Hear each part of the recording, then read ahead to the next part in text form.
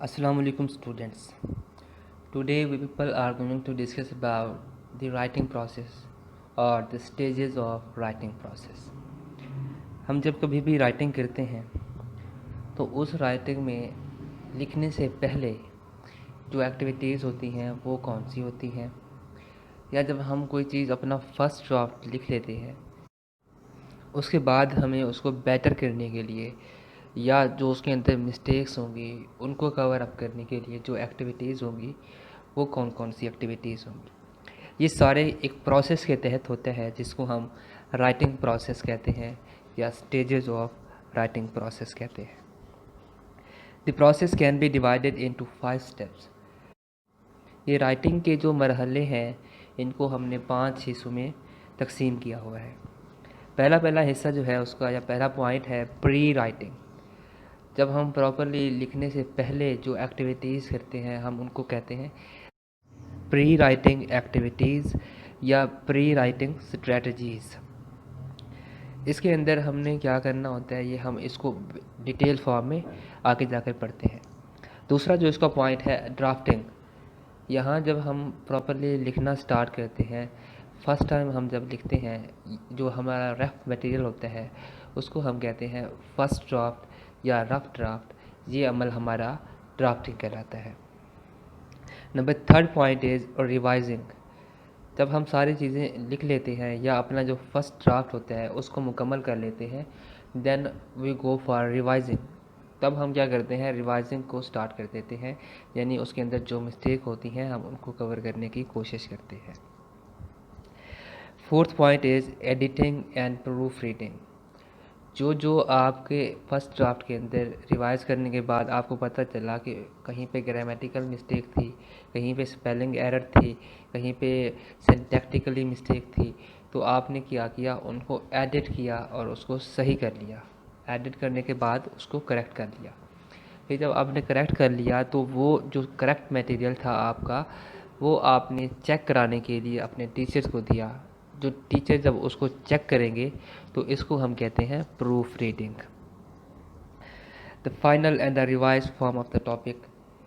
Final form of the topic कौन सा होता है, जब आपका टॉपिक या जो आपने अपनी राइटिंग की होगी वो इस काबिल हो जाती है कि आप उसको कहीं भी जाकर पब्लिश कर दें, तो ये आपका final revise form of the topic होता है. ये 5 प्रोसेस थे जिनको हम through out the lecture detail में हम इसको स्टडी करते हैं. Let's start. लेकिन स्टार्ट करने से पहले एक बात कि चैनल को ज़रूर सब्सक्राइब कीजिएगा, बेल आइकन पर क्लिक करें और कमेंट में फीडबैक लाजमी दीजिएगा. Pre writing strategies. Pre mean before. Right करने से पहले की जो एक्टिविटीज़ होंगी हमारी, जो स्ट्रेटजीज़ होंगी, हम उनको प्री राइटिंग स्टेज कहते हैं. इसको हमने 5 हिस्सों में डिवाइड किया हुआ है, जिसके अंदर सबसे पहले हमने किसी भी टॉपिक पे जिस पे हमने राइट डाउन करना है उसको हमने उसका जो डेवलपिंग आइडिया होगा, उसका जो मेन टॉपिक होगा, हमने वो सिलेक्ट करना है. यानी we must be aware of that on which topic we are going to write something. हमें पता होना चाहिए कि हमने जिस टॉपिक पर लिखना है वो कौन सा टॉपिक है. हमें उसके अबाउट जो हमारे आइडियाज़ होंगे हमें वो डेवलप करने हैं. और दूसरा फ्री राइटिंग. फ्री राइटिंग के अंदर हम क्या करते हैं, विद इन 5 to 10 मिनट हम हमारे दिमाग में उसी टॉपिक के अबाउट जितना जो कुछ भी मटेरियल आ रहा होता है हम वो लिख रहे होते हैं. उसके अंदर किसी भी किस्म की ग्रामेटिकल मिस्टेक को हम कंसीडर नहीं कर रहे होते. क्लस्टरिंग. हम क्लस्टर बना लेते हैं उन टॉपिक का जिस पे हम लिख रहे होते हैं, और उसकी जो मेन हेडिंग्स होती हैं, सब हेडिंग्स होती हैं, उनको एक गुच्छे की फॉर्म में क्लस्टर बना लेते हैं, जैसे हम माइंड मैपिंग के अंदर कर रहे होते हैं. आउटलाइनिंग. कभी आपने देखा होगा कि आपके पास आउटलाइन होती है या बुक का जो फर्स्ट पेज होता है जिसको हम दीबाचा भी कहते हैं, ठीक है, उसके अंदर आपको बताया जाता है कि ये टॉपिक फलां पेज पर है, ठीक है. उस टॉपिक की फिर आपको सब हेडिंग या हेडिंग भी बता दी जाती हैं. हम इसको कहते हैं आउटलाइनिंग. Journal question. अब ये जो जर्नल क्वेश्चन है ये प्री राइटिंग स्टेजेस के अंदर हमें हेल्प आउट करता है कि हम कुछ क्वेश्चंस होते हैं, जैसे वाई, वेयर, होम, हाउ, इस तरीके के जो क्वेश्चन वर्ड्स होते हैं ये हमें हेल्प आउट करते हैं। और ये क्वेश्चन हम अपने आप से पूछ सकते हैं कि हम जो टॉपिक लिख रहे हैं व्हेन, ये कब टेक प्लेस हुआ, हाउ, हम इसको कैसे लिखने जा रहे हैं, वेयर, कहाँ, ETC जो क्वेश्चन वर्ड्स होते हैं हम इनको इस तरीके से डील कर सकते हैं। और ये सारा कुछ प्री राइटिंग स्टेज कहलाएगी। प्री राइटिंग स्टेज के अंदर जो हमारा पहला पॉइंट था, selecting and developing the idea, अब ये फर्दर डिवाइड हुआ पड़ा है 3 पार्ट्स के अंदर। पहला जो इसका पोर्शन है सिलेक्शन ऑफ टॉपिक, दूसरा है ब्रेनस्टॉर्म ऑफ द आइडिया, तीसरा है plan and structure. Selection of the topic, selection of the topic हमारा हमेशा के लिए एक बेस पॉइंट होता है, जहां हमने ये डिसाइड करना होता है कि हमारी जो राइटिंग है वो किस टॉपिक से मुताल्लिक होगी। ठीक है, हमारा जो राइटिंग है वो हमारी जो ऑडियंस होगी उसके नीड के मुताबिक होगी या नहीं होगी, या हमारी ऑडियंस की रिक्वायरमेंट क्या है और हम किस टॉपिक पर लिखने जा रहे हैं। और ये सारी चीज़ें कौन कौन सी ऐसी चीज़ें हैं जो हमें अपना टॉपिक सेलेक्ट करने में मदद देती हैं। उसमें फर्स्ट पॉइंट है make sure that you understand your assignment. आपको पता होना चाहिए कि आप जिस चीज़ के बारे में लिख रहे हो क्या आपकी उसके बारे में क्लियर अंडरस्टैंडिंग है, कहीं पे आपको कहीं कन्फ्यूजन तो नहीं है। अगर कहीं पे कन्फ्यूजन है तो आप उसको बेस पॉइंट पर ही सही कर सकते हैं। इसके जो टॉपिक है, सिलेक्शन ऑफ टॉपिक है, उस टॉपिक को सिलेक्ट करने में कुछ चीज़ें हैं जो हमारे लिए हेल्पफुल साबित होती हैं। उसका जो फर्स्ट पॉइंट है लेंथ ऑफ द राइटिंग। हमें पता है कि हमने एक पीस ऑफ इंफॉर्मेशन डिलीवर करना है एक पेज के ऊपर। ठीक है, अगर मैं कहूँ कि मैंने एक ऐसे लिखना है, ठीक है, वो मैं ऐसे लिखूँगा 20 पेजेस का। जब मुझे पता है कि मैंने एक एप्लीकेशन लिखनी है तो मैं क्या करूँगा, एक पेज पे लिखूँगा। तो it mean that length of the writing या लेंथ ऑफ माय असाइनमेंट वो मुझे बताएगी कि आपने कौन सी इन्फॉर्मेशन डिलीवर करनी है या आपने उसके लिए कौन सा टॉपिक सेलेक्ट करना है। अगर मैं एक पेज वाला टॉपिक सेलेक्ट कर रहा हूँ या एक पेज के लिए मैंने इन्फॉर्मेशन क्रिएट करनी है या उनको बताना है कोई चीज़, तो मैं क्या करूँगा, थ्रू राइटिंग अ लेटर बता सकता हूँ। जब मैं किसी चीज़ को नरेट करने की बात करूँगा तो मैं क्या करूँगा, कोई स्टोरी लिखूँगा। ठीक है, और स्टोरी के लिए एक अलग टॉपिक होता है, लेटर का टॉपिक एक अलग होता है। ठीक है, पर्पज़ ऑफ योर राइटिंग, आपकी जो राइटिंग है उसका पर्पज़ क्या है। जब आप अपने पर्पज़ से फुली तौर पर अंडरस्टूड होंगे तो आपको पता होगा कि आपने कौन सी चीज़ दूसरों तक डिलीवर करनी है। उसी हिसाब से ही आपने क्या करना होगा, फिर सिलेक्शन ऑफ टॉपिक करना है अपने पर्पज़ के accordingly. Background knowledge of your audience will also help you to select your topic. अब बैकग्राउंड इन्फॉर्मेशन क्या होती है। अब जब मैं आपको ये लेक्चर दे रहा होता हूँ तो मुझे ये क्लियर तौर पर आपकी बैकग्राउंड इन्फॉर्मेशन होती है कि मेरे जो स्टूडेंट्स हैं, किसी ने ICS किया हुआ होगा, किसी ने FA किया है, तो किसी ने FSC किया हुआ है। तो मुझे इस बैकग्राउंड इन्फॉर्मेशन का पता होता है और इसी हिसाब से ही मैं आपको अपनी इन्फॉर्मेशन डिलीवर कर रहा होता हूँ। और आपने भी इसी तरीके से बैकग्राउंड इन्फॉर्मेशन ऑफ ऑडियंस के हवाले से ही कोई टॉपिक को सिलेक्ट करना है। नेक्स्ट पॉइंट है हमारा ओकेजन। अब मुझे पता है कि जो मैंने जो चीज़ राइट करनी है वो किसी पर्सन के बारे में है, किसी इवेंट के बारे में है, किसी प्लेस के बारे में है, कोई स्टोरी है, लॉन्ग नैरेटिव नावल है, ये सारी चीज़ें मुझे पता होंगी। ठीक है, अब ये ओकेजन क्या करेगा, मुझे टॉपिक को सिलेक्ट करने में हेल्प आउट करेगा। Previous knowledge of the subject, जो मेन टॉपिक हम सेलेक्ट करने जा रहे हैं, आया कि उसके बारे में हमारी ऑडियंस को कोई पहले से कोई इन्फॉर्मेशन पता है या नहीं पता। अगर उनको पता नहीं है, क्या मुझे अपने ऐसे के अंदर या अपनी राइटिंग जो कुछ भी मैं अगर ऐसे लिख रहा हूँ तो ऐसे के अंदर, लेटर लिख रहा हूँ तो लेटर के अंदर, नॉवल लिख रहा हूँ तो नॉवल के अंदर उसको बैकग्राउंड इन्फॉर्मेशन दे सकता हूँ, ताकि उस जो मेरा मेन सब्जेक्ट है उसके अबाउट उनको कोई इन्फॉर्मेशन ऑलरेडी अवेलेबल हो। यूजिंग एक्सपीरियंसेस एंड ऑब्जर्वेशन, मेरी लाइफ के अंदर अगर कोई ऑब्जर्वेशंस हैं, एक्सपीरियंसेस हैं उस टॉपिक के हवाले से, तो मैं उसको भी टॉपिक सिलेक्शन में हेल्पफुल साबित कर सकता हूँ। रीडिंग जो है आपको हेल्पफुल साबित होगी सिलेक्शन ऑफ टॉपिक में।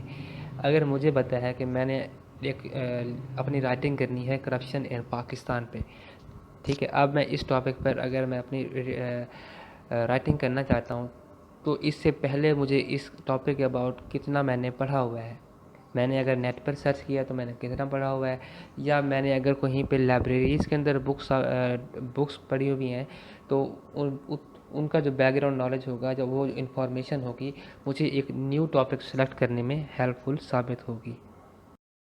B point is brainstorming of the ideas. अब जो टॉपिक आपने सेलेक्ट कर लिया, उस टॉपिक के अबाउट आपके दिमाग में जितने भी आइडियाज़ आएंगे, आपने उनको क्या करना है, ब्रेनस्टॉर्म करनी है, या उनको आपने राइट डाउन कर लेना है, ठीक है। अब वो जो आइडियाज़ आपके दिमाग में आ रहे होंगे, वो एक प्रॉपर सीक्वेंस में नहीं होते, तो आपने इसके बारे में किसी भी किस्म की कोई टेंशन नहीं लेनी। तो फिर आपने क्या करना है, जो ब्रेनस्टॉर्मिंग के दौरान आपके दिमाग में आने वाले आइडियाज़ होंगे, आपने उनको एक लिस्ट फॉर्म में राइट डाउन कर लेना है। और अगर आप एक इफ़ेक्टिव ब्रेनस्टॉर्मिंग करना चाहते हैं, तो आपका जो ग्रुप ऑफ पीपल होगा, आपके क्लास के अंदर कोई ग्रुप्स होंगे, आप बहुत सारे लोग अगर साथ में बैठ जाएं और एक ही टॉपिक पर डिस्कशन करना स्टार्ट कर दें, तो हर किसी के माइंड में एक अलग पॉइंट आना स्टार्ट हो जाएगा। फिर आप उसको राइट डाउन करके एक लिस्ट बना सकते हो। इसको हम कहते हैं brainstorming of the ideas. Plan and structure. अब आपने अपना टॉपिक भी सिलेक्ट कर लिया, उसके बाद आपके पास जो उसके सपोर्टिंग डिटेल्स होंगी, या उस टॉपिक को जस्टिफाई करने के लिए मज़ीद इन्फॉर्मेशन आपके पास भी आ चुकी है। आपको पता है कि आपने अपनी राइटिंग के अंदर कौन कौन सी हेडिंग्स और सब हेडिंग को इंक्लूड करना है, ठीक है। तो ये सारी चीज़ें आपके पास आ गई। अब आपने प्लानिंग तो कर ली, अब प्लान जो है, अब आपने ये प्लान करना है कि आपने उनको स्ट्रक्चर किस तरीके से करना है, यानी आपने उनको अरेंज करना है और एक प्रॉपर सीक्वेंस के अंदर लाना है उनकी हेडिंग्स, सब हेडिंग्स, फिर आपने कौन सी हेडिंग के नीचे कौन सी सब हेडिंग डालनी है, ये सारे चीज़ें आपने एक प्रॉपर स्ट्रक्चर बना लेना है। What ideas we are going to include, फिर उसमें आपने सेलेक्ट करना है कि आपने कौन कौन सा आइडिया अपनी इस राइटिंग के अंदर इंक्लूड करना है। अगर कोई इररेलेवेंट हेडिंग है या आपके पास इररेलेवेंट सब हेडिंग्स हैं, आप उनको स्किप कर दें। How we are going to structure them, अब फिर आप बताएंगे कि हम इसको किस तरीके से स्ट्रक्चर करेंगे।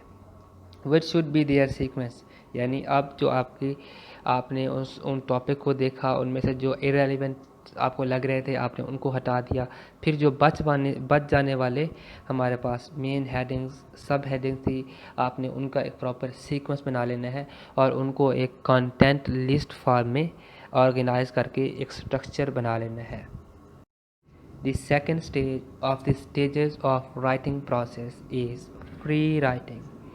अच्छा, ये बहुत इंटरेस्टिंग राइटिंग होती है फ्री राइटिंग, जिसके अंदर आप टोटली फ्री होते हो कि आप जो कुछ भी लिखेंगे, आपके दिमाग में कोई भी चीज़ आ रही है, you are totally free to write about, ठीक है। आपने लिखना है, कहीं पे अगर ऐसा पॉइंट आ जाता है कि आपका दिमाग काम करना छोड़ जाता है और आपका कलम लिखते लिखते रुक जाता है, तो आपने ये लिखना है कि मैं लिखते लिखते थक गया था, मेरा दिमाग जवाब दे गया और मेरा कलम रुक गया। आपने उसको रीज़न बताना है, ठीक है। अब भाई रीज़न ये है कि मेरे पास कोई न्यू आइडियाज़ नहीं थे। इस तरीके से भी जो चीज़ें आपके दिमाग में आ रही होंगी, आपने राइट डाउन करना है। आपने ये नहीं फिक्र करनी कि आपकी ग्रामेटिकल मिस्टेक होगी, स्पेलिंग एरर होगी, या आया कि वो आपके टॉपिक के साथ रिलेटेड भी है या नहीं है। आपने किसी भी चीज़ की केयर किए बगैर फ्री राइटिंग करनी है। Write down whatever comes into your mind about your chosen topic. Write your thinking on the paper freely. आपने rules and regulation of the language की केयर नहीं करनी। योर सेंटेंस स्ट्रक्चर, भाई sentence complex बन रहा है, सिंपल बन रहा है, कंपाउंड कम्प्लेक्स है, या जो सेंटेंस भी आपके दिमाग में आ रहा है आपने लिख लेना है। ग्रामर, स्पेलिंग और पंक्चुएशन, कॉमाज, ईटीसी, किसी भी किस्म की मिस्टेक के अबाउट आपने परेशानी नहीं लेनी। क्लस्टरिंग, क्लस्टरिंग के अंदर हम अपने टॉपिक को, या मेन टॉपिक होता है, उसको पेज के बीच में लिख देते हैं और उसके बाद उससे कुछ शाखें निकाल लेते हैं जिनको हम कहते हैं मेन हेडिंग्स। फिर उन मेन हेडिंग से मज़ीद शाखें बना लेते हैं और उनको सब हेडिंग कहते हैं। ये वाला अमल जो हमने पहले ब्रेनस्टॉर्मिंग की थी, या माइंड मैपिंग किया था, आइडिया मैपिंग की थी, ये उसी की ही एक ब्रांच है। Clustering also called the idea mapping और mind mapping. Idea mapping is a strategy that allows you to explore the relationship between the ideas. यानी जो आइडियाज़ आपने पहले ऑर्गेनाइज कर लिए थे उनका आपस में जो रिलेशनशिप है, उनकी आपस में जो लिंकेज है, लिंक्ड है, वो उनका रिलेशनशिप शो कर रहे होते हैं। इसके अंदर put the subject in the centre of the page. Subject जो आपका मेन हेडिंग होती है या मेन जो आपका टॉपिक होता है उसको आपने सेंटर ऑफ द पेज लिखना होता है, फिर उसको सर्कल कर देना है।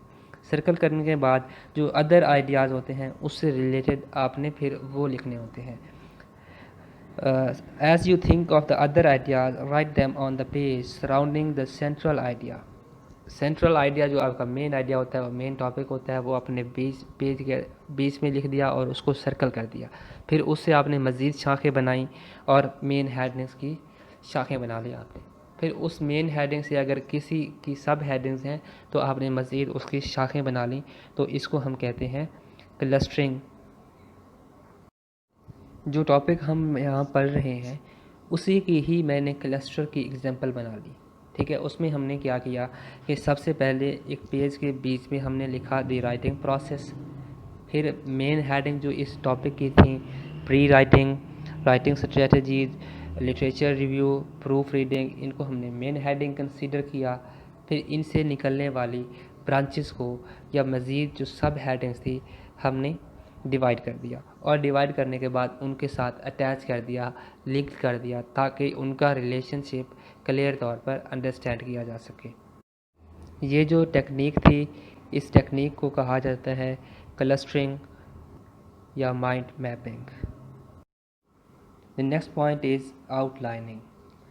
आउटलाइनिंग के अंदर आप क्या कहते हैं कि जो चीज़ आप लिखने वाले हैं या जो आपकी राइटिंग है उसके अबाउट जितनी भी चीज़ें हैं आप उसकी आउटलाइन बना लेते हैं। यानी आप उसकी जो हेडिंग्स हैं, सब हेडिंग्स हैं, मेन टॉपिक्स हैं, उनकी नंबरिंग, उनको बुलेट फॉर्म में एक प्रॉपर स्ट्रक्चर बनाकर एक आउटलाइन क्रिएट कर लेते हैं।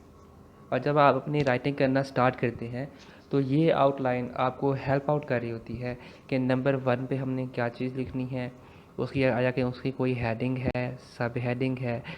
फिर नंबर 2 पे हमने कोई और चीज़ लिखनी है, क्या उसकी भी कोई हेडिंग है, सब हेडिंग है। एक टोटल एक फॉर्मेट हमारे पास होता है आउटलाइन का, जो कि बुलेट्स की फॉर्म में, न्यूमेरिक्स की फॉर्म में अरेंज होता है। और ये अरेंज आउटलाइन हमें हेल्प कर रही होती है वाइल राइटिंग। ठीक है, और हमें इससे पता चल रहा होता है कि कौन सा पॉइंट हमारा वीकेस्ट पॉइंट है, कहाँ हमारी अंडरस्टैंडिंग मज़ीद क्लियर नहीं है। अगर हमें ज़रूरत पड़ती है तो हम दोबारा से इसको लिटरेचर रिव्यू करते हैं और इन डेप्थ स्टडी करते हैं। अब लिटरेचर रिव्यू ये होता है कि अपने टॉपिक के अबाउट आपने कुछ इंटरनेट पर सर्च किया, लाइब्रेरी में आप गए, वहाँ से बुक्स देखी, आर्टिकल्स पढ़े, रिसर्च आर्टिकल देखे, थीसिस पढ़े। यानी एक टॉपिक के अबाउट आप जो भी मटेरियल सर्च आउट करोगे, जो रीड आउट करोगे, वो आपका लिटरेचर रिव्यू होता है। Outlining will help you to structure your paper. आपकी जो राइटिंग होगी उसको स्ट्रक्चर करने में आपके लिए हेल्पफुल होती है। You will feel safe to have an outline before starting your paper. आपके पास एक आउटलाइन होती है और जब आप अपना पेपर लिखना स्टार्ट करते हैं या जो भी आपकी राइटिंग होती है, जब आप लिखना स्टार्ट करते हो तो आप एक सेफ साइड पर होते हो, क्योंकि आपके पास पहले ही एक ऑर्गेनाइज पैटर्न अवेलेबल है जिसको आपने फॉलो करके अपनी राइटिंग को कंप्लीट करना है। Outline will let you understand immediately what needs to be research more in depth. वही बात है कि आपको जो चीज़ ज़रूरत होगी लिटरेचर रिव्यू की, ये आपको हेल्प करेगी कि आपने कौन सी चीज़ों को मज़ीद सर्च आउट करके लिखना है। और आउटलाइन जो होती है वो आपकी सिंपल से सिंपल और कम्प्लेक्स से कम्प्लेक्स भी हो सकती है। और अगर आप चाहें तो इसको ड्यूरिंग लिटरेचर रिव्यू भी आप राइट डाउन कर सकते हो, या आप लिटरेचर रिव्यू के बाद भी इसको ऑर्गेनाइज कर सकते हो। ड्राफ्टिंग। ड्राफ्टिंग जो होता है, आपने अब प्रॉपरली अपनी राइटिंग को स्टार्ट करना होता है और इसके अंदर आप अपना फर्स्ट ड्राफ्ट बनाते हो, या जिसको हम रफ ड्राफ्ट भी कहते हैं। Put the information that you have already researched in your own words. अब जो चीज़ें आपने रिसर्च कर ली हैं या जो चीज़ें आपने अपना आइडियाज़ कलेक्ट कर लिए हैं, अब आपने क्या करना है, उन इन्फॉर्मेशन को आपने राइट डाउन करना है. Write sentences and the paragraph, उनको पैराग्राफ और सेंटेंस फॉर्म में लिखना है. Read and what you have written, जब आप लिख लें तो आप उसको पढ़ें कि आप लोगों ने क्या लिखा है. Write some more if there is a need, अगर ज़रूरत है तो आपने मज़ीद इन्फॉर्मेशन को प्रोवाइड करना है. रीड इट अगेन, आपने दोबारा पढ़ना है. राइट सम मोर, अगर फिर ज़रूरत है तो फिर आपने मज़ीद डिटेल डिस्क्रिप्शन लिखनी है.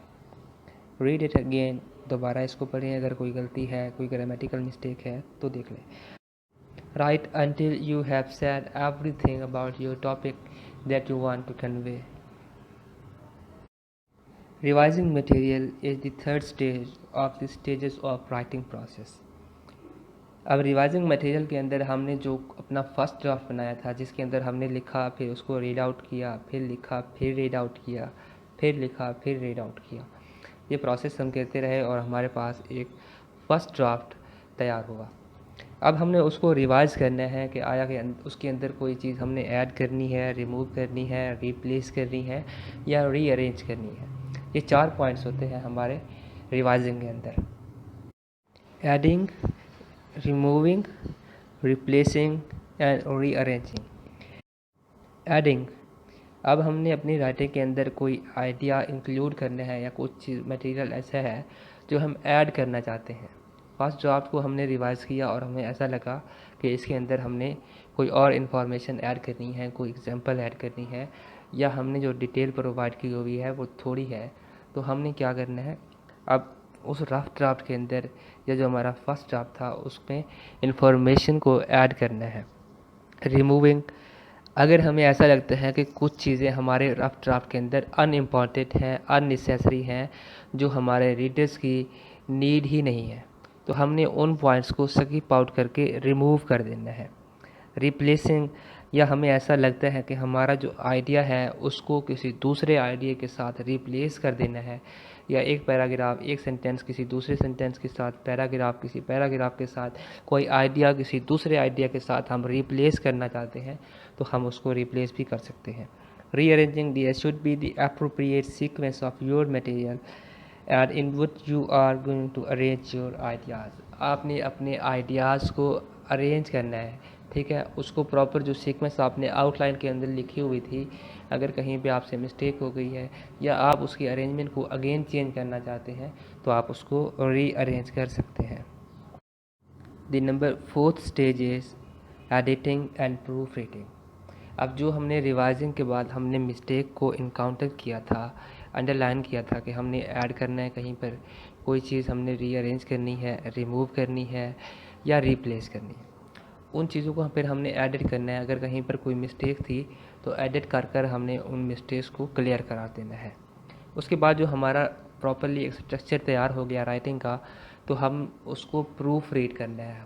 प्रूफ रीड करने के लिए हम अपने किसी फ्रेंड को दिखा सकते हैं या कोई हमारा टीचर हो उनको दिखा सकते हैं कि इनको पढ़ें. अगर इसके अंदर कहीं पर कोई और मिस्टेक है तो हमें नोट डाउन करना है उसको. We go for editing and the proofreading of our topic. There should not be any kind of mistake related to the language. People also go for showing their written rough draft to their friends or colleagues, which can help them in proofreading. अब जब हम proof reading कर रहे होते हैं तो हमारे पास किसी भी किस्म की गलती की कोई गुंजाइश नहीं बचती. अब हमने अपने जो है ना किसी फ्रेंड को दिखा दिया या अपने किसी फैमिली मेम्बर को दिखाया, टीचर्स को दिखाया, वो अगेन उस पर नज़र षानी करते हैं और देखते हैं कि आया कि कहीं मिस्टेक है या नहीं. इसके बाद आपका जो रफ ड्राफ्ट होता है वो अब एक प्रॉपर एक राइटिंग बन चुकी है जो कि गलतियों से पाक है. अब प्रूफ रीड का मतलब ही यही है कि उसके अंदर हमने किसी भी गलती को पीछे नहीं छोड़ना. एडिटिंग एंड प्रूफ रीडिंग के दौरान हमने जो जिन स्टेजेस से गुजरना है वो स्टेजेस कौन कौन सी हैं. सबसे पहले तो हमने देखना है कि जो हमारी राइटिंग है कि क्या उसके अंदर कहीं पर सेंटेंस स्ट्रक्चर की मिस्टेक है, क्या वहाँ पर जो हमने सेंटेंस स्ट्रक्चर इस्तेमाल किया हुआ है वो ग्रामेटिकली, प्रैग्मेटिकली, सिंटैक्टिकली या जो जिस तरीके से हम उसको इस्तेमाल करना चाह रहे थे वो आया कि वो सही इस्तेमाल किया है जहाँ पर सिंपल सेंटेंस की ज़रूरत थी हमने वहाँ पर सिंपल सेंटेंस लिखा या नहीं, या हमने कॉम्प्लेक्स सेंटेंस लिखा, हमने each and everything according to the sentence structure देखना है। ग्रामर हमारी कहीं पर ग्रामेटिकल मिस्टेक तो नहीं है उसके अंदर, ठीक है, यानी हमारे उसके अंदर कहीं पे वर्ब जो है, अगर हमने फॉर एग्जांपल पूरे ऐसे के अंदर पास्ट फॉर्म की इस्तेमाल की, ठीक है, तो हमने कहीं किसी पैराग्राफ में कोई और टेंस का इस्तेमाल तो नहीं किया। पंक्चुएशन भी हमने चेक करनी है कि कहीं पर कॉमास, फुल स्टॉप्स, हाइफन, ये सारी चीज़ें हमने करेक्टली यूज़ की है या नहीं, क्योंकि ये सारी चीज़ें अपना मीनिंग एक अच्छे अंदाज से खुद कन्वे कर रही होती हैं। अगर मैं फॉर एन एग्ज़ाम्पल एक लफ्ज़ बोलता हूँ, एक वर्ड है यस, ठीक है, और दूसरा है यस, जो यस मैंने पहले बोला वो इस तरीके से लग रहा है कि यस कि एक दूसरा बंदा अगर यस कह रहा है तो वो साथ में कोई एक क्वेश्चन भी पोज कर रहा है। तो दूसरा सिंपल मैंने यस कहा, it means that I am saying हाँ, ठीक है। उसके बाद हमने स्पेलिंग चेक करनी है कि कहीं पे स्पेलिंग की मिस्टेक तो नहीं हुई पड़ी। या फॉर एन एग्जांपल, एक एग्जांपल मैं देता हूँ आपको कि देयर इज़ अ बॉय, ठीक है। अब इस देयर की जगह पर एक स्पेलिंग होते हैं THEIR और दूसरा होता है THERE, ठीक है। अब आपने देखना है कि अकॉर्डिंग टू द सिचुएशन कौन सा सेंटेंस हमने इस्तेमाल करना है और कौन सा हमने स्पेलिंग इस्तेमाल करना है और कौन सी स्पेलिंग सही है। आपने online spelling checker, online grammatical checker जो होते हैं, ग्रामर चेकर, उनका इस्तेमाल बिल्कुल भी नहीं करना, ठीक है। जैसे मैंने अभी आपको देयर वाली एग्जांपल दी, आप अगर ऑनलाइन चेक करेंगे तो देयर के स्पेलिंग दोनों सही थे, लेकिन वो सिंटैक्टिकली सेंटेंस सही नहीं था। यूज़ ऑफ लैंग्वेज का भी आपने ख़ास तौर पर ध्यान रखना होता है। Final revise form of the topic. अब हमारा जो राइटिंग थी हमने उसको राइटिंग प्रोसेस कर लिए सारे, जिसके अंदर हमने प्री राइटिंग स्ट्रेटजीज देखी, ड्राफ्टिंग देखी, रिवाइजिंग कहा, उसके बाद एडिटिंग एंड प्रूफ रीडिंग भी कर लिया। अब जो फिफ्थ फॉर्म था, इन सारे स्टेजेस के बाद जो हमारी राइटिंग होती है वो एक फ़ाइनल फॉर्म में आ जाती है, ठीक है, जहाँ हम मज़ीद उसको अगर रिवाइज़ करना चाहें तो हम करते हैं। मगर अब ये हमारी जो राइटिंग होगी ये फुली तौर पर रेडी हो चुकी है कि हम इसको पब्लिश कर दें, इसीलिए हमने इसको final revise form of the topic कहा। Finally, you are having the finished form of your topic after the redrafting, editing, and proofreading, and the revision of the topic, and it is now ready for reading and also ready for publishing. This is the end of the topic, and I would like to ask you people to subscribe my channel and click on the bell icon, like this video, and also don't forget to post a comment and also give me a feedback in the comment section. Thank you so much. Allah Hafiz.